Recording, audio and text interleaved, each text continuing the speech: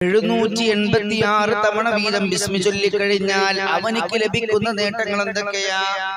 786 786 തവണ നിങ്ങൾ ബിസ്മി ചൊല്ലിക്കഴിഞ്ഞു കഴിഞ്ഞാൽ അല്ലാഹു സുബ്ഹാനഹു വ തആല നമുക്ക് നൽകുന്ന നേട്ടങ്ങൾ എന്തൊക്കെയാ?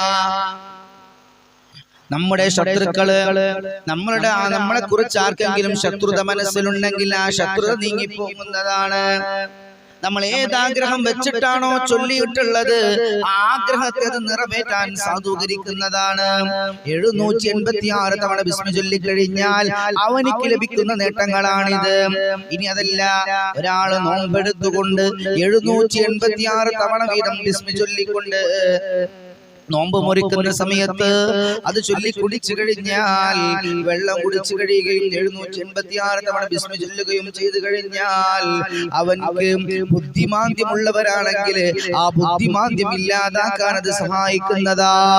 ഒരുപാട് നേട്ടങ്ങൾ 786 തവണ ബിസ്മി ചൊല്ലിക്കഴിഞ്ഞാൽ ലഭിക്കുന്നുണ്ട്. അല്ലാഹുവേ അല്ലാഹുവേ അല്ലാഹുവേ, ബിസ്മിയുടെ ബറക്കത്ത് കൊണ്ട് ഞങ്ങൾക്ക് എല്ലാ ആളുകൾക്കും നീ ഖൈർ പ്രദാനം ചെയ്യണേ അല്ലാഹ്.